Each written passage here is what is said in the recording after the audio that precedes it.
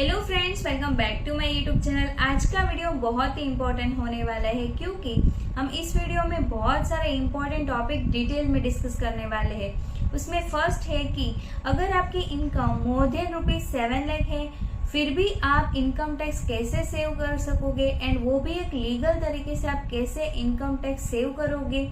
And one more important thing है कि हम प्रैक्टिकली इस वीडियो में देखने वाले हैं कि अगर आपकी इनकम 12 लाख है फिर भी आपको इनकम टैक्स कोई नहीं देना पड़ेगा। उसका हम प्रैक्टिकली इस वीडियो में देखने वाले हैं। And one more important topic है इस वीडियो में कि इस वीडियो को 2 टैक्स पेयर के पॉइंट ऑफ व्यू से बनाया गया है। फॉर सीनियर सिटीजन को भी कंसिडर करा है and for non senior citizen को भी कंसिडर करके इस वीडियो में पूरा ही डिटेल में हम डिस्कस करने वाले हैं। तो जुड़िए रहे एंड तक। और क्विक नोट, अगर आपने अभी तक मेरे चैनल को सब्सक्राइब नहीं किया है तो सब्सक्राइब कर लीजिए ऐसे यूजफुल वीडियोस के लिए। तो आइए चलो जानते हैं कि हम कैसे टैक्स को लीगल तरीके से सेव कर सके। तो यहाँ पे अभी फाइनेंशियल ईयर 23-24 चालू हो गया है तो सभी का टैक्स प्लानिंग ईयर चालू भी हो गया होगा। और आप सभी को पता है कि जो न्यू टैक्स रिजिम है उसमें अप टू 7 लाख की इनकम तक आपको कोई टैक्स नहीं लगेगा। और जो ये न्यू टैक्स रिजिम है उसके जो स्लैब रेट है उसके अकॉर्डिंग ₹7 लाख की इनकम पे 25,000 का टैक्स बनता है। बट आपको अंडर सेक्शन 87A में 25,000 का रिबेट मिल जाता है। तो अल्टीमेटली अप टू ₹7 लाख की इनकम पे न्यू रिजिम के अकॉर्डिंग आपको कोई टैक्स नहीं देना पड़ेगा। ये बात हुई न्यू टैक्स रिजिम की। बट अभी जो ओल्ड टैक्स रिजिम की बात करें तो उसमें आपको ₹5 लाख तक कोई टैक्स नहीं देना पड़ेगा। तो यहाँ पे टैक्स सेविंग के लिए आपको 2 मैजिक फिगर याद रखने हैं। उसमें ऐसा है कि अगर आप ओल्ड टैक्स रिजिम के अकॉर्डिंग अगर इनकम टैक्स रिटर्न फाइल करते हो तो आपकी टैक्सेबल इनकम 5 लाख से नीचे लानी है। एंड अगर आप न्यू टैक्स रिजिम के अकॉर्डिंग अगर इनकम टैक्स रिटर्न फाइल करते हो तो इनकम आपकी 7 लाख से आपको नीचे लानी है।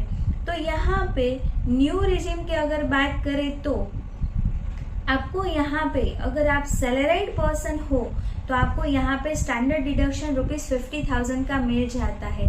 तो इफेक्टिवली न्यू रिजिम में अगर salaried person income tax return file करे तो इफेक्टिवली 7,50,000 तक कोई टैक्स नहीं है। बट अभी यहाँ पे बात आ जाती है तब कि जब आपकी इनकम 7 लाख से ज्यादा है, क्योंकि हमने देखा कि 7 लाख तक तो कोई टैक्स नहीं है। बट अगर 7 लाख से ज्यादा इनकम है तो क्या? तो यहाँ पे आपको कोई टेंशन लेने की बात नहीं है क्योंकि इनकम टैक्स में बहुत सारे डिडक्शन ऑप्शंस अवेलेबल है। वो आप यूज कर सकते हो जिसकी मदद से आप इनकम टैक्स सेव कर सकते हो। बट यहाँ पे एक इम्पोर्टेंट नोट आपको मार्क करनी है, वो है कि ये जो डिडक्शन ऑप्शन इस वीडियो में हम डिस्कस करने वाले हैं वो जो डिडक्शन ऑप्शंस है वो अवेलेबल है only in old tax regime. ये deduction option new tax regime में एप्लीकेबल नहीं है। तो अभी चलो हम बात कर लेते हैं डिफरेंट टाइप के डिडक्शंस की जिसकी मदद से आप टैक्सेबल इनकम को कम ला सकते हो एंड आप टैक्स सेविंग कर सकते हो एंड वो भी एक लीगल तरीके से। तो हम इस वीडियो में काफी डिफरेंट डिडक्शंस के बारे में डिटेल में डिस्कस करने वाले हैं। आई एम श्योर आपके लिए थोड़े बहुत डिडक्शंस नए भी होंगे। बट यहाँ पे इम्पोर्टेंट नोट आपको माइंड में रखनी है, वो है कि डिडक्शंस जो अवेलेबल है वो ओल्ड टैक्स रिजिम में ही अवेलेबल है जिसकी मदद से आप टैक्सेबल इनकम को कम ला सकते हो। तो आइए चलो जानते हैं कि कौन से वो डिडक्शंस है। तो उसमें फर्स्ट डिडक्शन है वो है कि स्टैंडर्ड डिडक्शन। सैलरीड पर्सन को ₹50,000 का स्टैंडर्ड डिडक्शन मिल जाता है। तो ये जो स्टैंडर्ड डिडक्शन है वो old and new both regime में अवेलेबल है। तो स्टैंडर्ड डिडक्शन फर्स्ट ₹50,000 का। सेकेंड है आप डिडक्शन क्लेम कर सकते हो अंडर सेक्शन 80C ₹1,50,000 का। सेक्शन 80C एक मोर इम्पोर्टेंट एंड एक मोर पॉपुलर सेक्शन है फॉर डिडक्शन क्लेमिंग के लिए। तो यहाँ पे अंडर सेक्शन 80C में बहुत सारे इन्वेस्टमेंट ऑप्शन अवेलेबल रहते हैं, जिसमें आप पैसा इन्वेस्ट करके 1,50,000 तक का डिडक्शन क्लेम कर सकते हो। तो यहाँ पे इलिस्ट्रेटिव पर्पज से मैंने नाम दिए हैं, उसमें ऐसा है कि EPF एम्प्लॉय प्रोविडेंट फंड में आप इन्वेस्ट करके डिडक्शन क्लेम कर सकते हो। PPF public provident fund, LIC life insurance premiums, ELSS equity link saving scheme में भी आप इन्वेस्ट करके यहाँ पे 1,50,000 का डिडक्शन क्लेम कर सकते हो। यहाँ पे मोस्ट इम्पोर्टेंट डिडक्शन की बात आ जाती है, वो है होम लोन। अगर आपने होम लोन लिया है एंड आप उसमें इंस्टॉलमेंट पे करते हो, तो उसमें जो प्रिंसिपल पोर्शन रहता है, प्रिंसिपल पेमेंट, तो उसका डिडक्शन आप अंडर सेक्शन 80C में अप टू द लिमिट 1,50,000 तक आप डिडक्शन क्लेम कर सकते हो। बहुत सारे टैक्स पेयर्स को ये डिडक्शंस का आइडिया नहीं होता है, उसकी वजह से उनको लॉस होता है। तो यहाँ पे खास ध्यान रखना है कि अगर आपकी होम लोन है तो उसमें जो भी प्रिंसिपल रीपेमेंट किया है उसका आपको डिडक्शन अंडर सेक्शन 80C मिल जाएगा। तो अभी बात कर लेते हैं साथ साथ सेक्शन 80 TTA। 80 TTA में आपको ₹10,000 का डिडक्शन मिल जाता है ऑफ सेविंग बैंक इंटरेस्ट का। साथ साथ सेक्शन 80 TTB में आपको ₹50,000 का डिडक्शन मिल जाएगा एंड वो डिडक्शन है सेविंग बैंक का इंटरेस्ट रहेगा, फिक्स डिपॉजिट का रहेगा, रिकरिंग डिपॉजिट का रहेगा। तो यहाँ पे दोनों सेक्शन में मेन डिफरेंस यही है कि जो 80 TTA है फॉर नॉन सीनियर सिटीजन के लिए है एंड जो 80 TTB है वो ₹50,000 का जो डिडक्शन मिलने वाला है आपको, वो है फॉर सीनियर सिटीजन। तो ये यहाँ पे आपको एक इम्पोर्टेंट नोट मार्क करना है।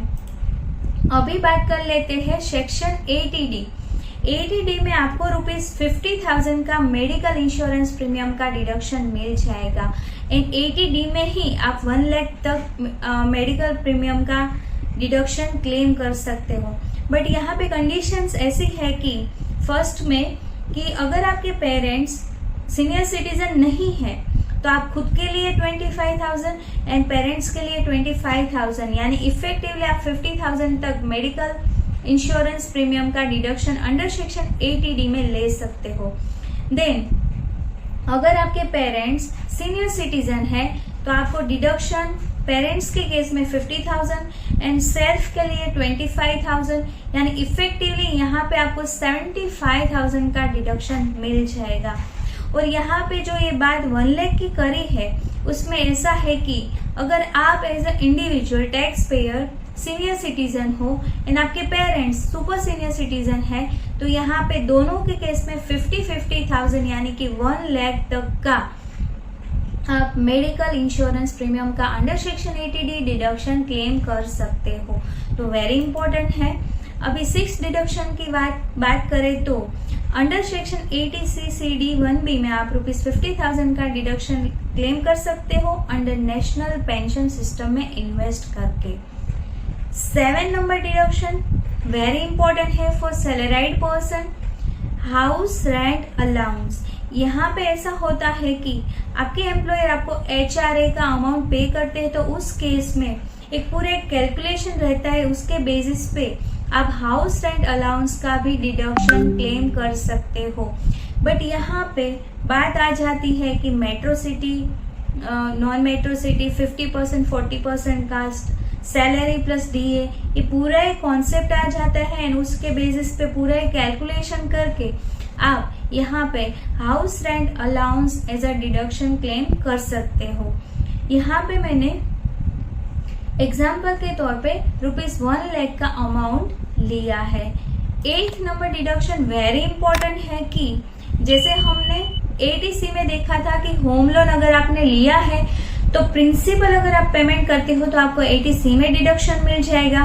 बट अगर आपने होम लोन लिया है एंड होम लोन में जो इंटरेस्ट कंपोनेंट रहता है उसका आपको डिडक्शन मिल जाएगा under section 24 up to ₹2 lakh तक। आप अंडर अ हाउस प्रॉपर्टी ये जो होम लोन इंटरेस्ट है वो एज अ डिडक्शन क्लेम कर सकते हो ₹2 लाख।